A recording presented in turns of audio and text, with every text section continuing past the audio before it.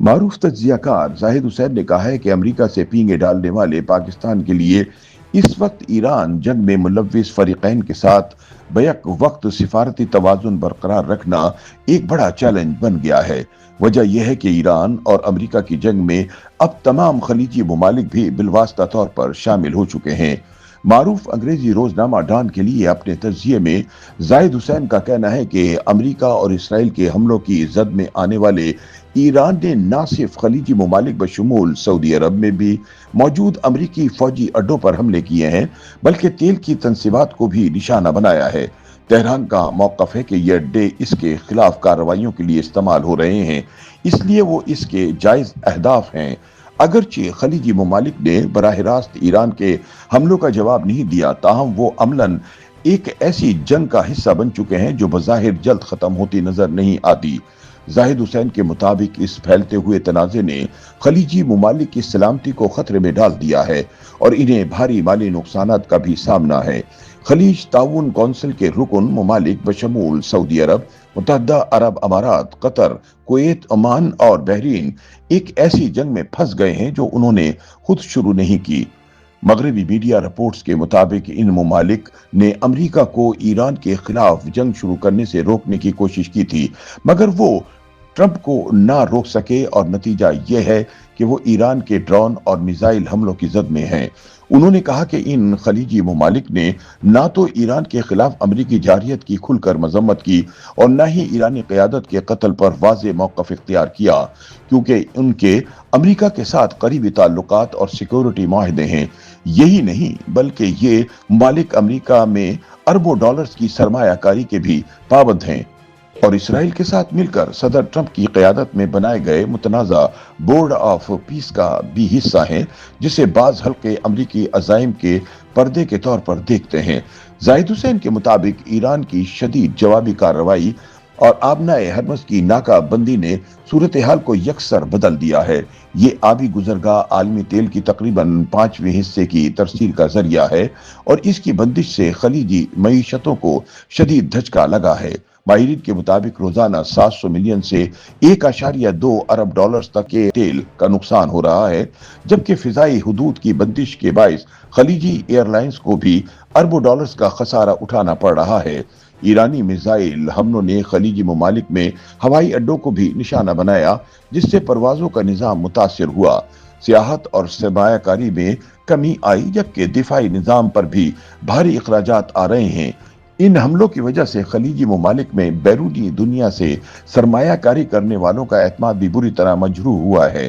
ایران کے حملوں کو کاؤنٹر کرنے کے لیے دفاعی نظام اور انٹرسیپٹرز پر روزانہ اربوں ڈالرز خرچ ہو رہے ہیں، لیکن اس کے باوجود خلیجی ممالک امریکی فوجی اڈوں کی موجودگی کے باوجود خود کو غیر محفوظ محسوس کر رہے ہیں۔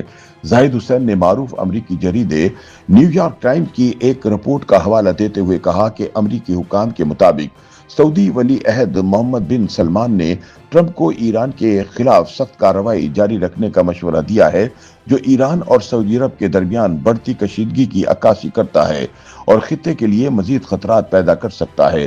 انہوں نے کہا کہ اگرچہ خلیجی ممالک نے جنگ کی ابتدا میں امریکہ کا ساتھ نہیں دیا، مگر اب بعض رپورٹس کے مطابق وہ ایران کی فوجی صلاحیت کو کمزور کرنے کے لیے امریکہ پر زور دے رہے ہیں تاکہ اپنی تیل کی معیشت کو بچایا جا سکے۔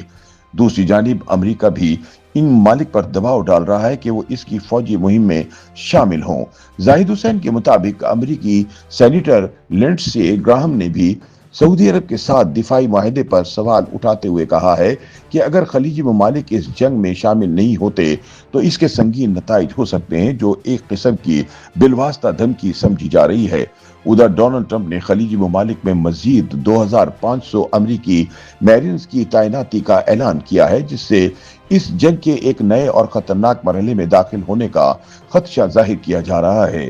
اس وقت پہلے ہی خطے میں 50,000 سے زائد امریکی فوجی موجود ہیں اور مزید فوج کی آمد زمینی کارروائی کے امکان کو بڑھا رہی ہے۔ زاہد حسین نے کہا کہ امریکی وزیر خارجہ مارکو روبیو نے بھی اشارہ دیا ہے کہ ایران کے ممکنہ جوہری مواد کو حاصل کرنے کے لیے زمینی آپریشن کیا جا سکتا ہے، جو خطے کو ایک طویل اور تباہ کن جنگ میں دھکیل سکتا ہے۔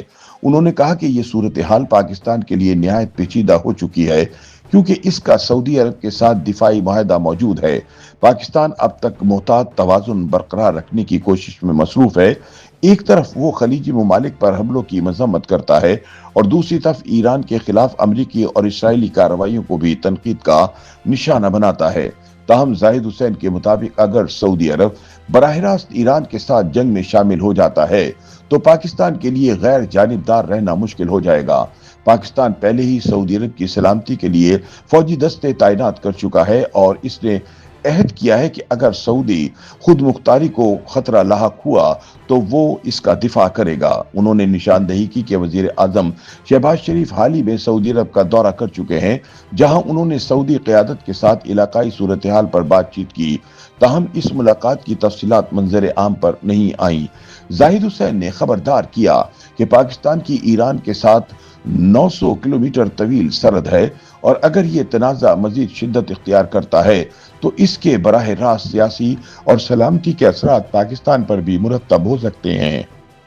YouTube पर गूगली न्यूज देखने के लिए youtube.com की सर्च बार में गूगली न्यूज टीवी टाइप करें। गूगली न्यूज के पेज पर सुर्ख रंग के सब्सक्रिप्शन वाले बटन पर क्लिक करना ना भूलिए। YouTube पेज पर अपलोड होने वाली वीडियोस से बाखबर रहने के लिए बेल आइकन पर क्लिक कीजिए। आपको हर नई वीडियो के बारे में नोटिफिकेशन मौसूल हो जाएगा।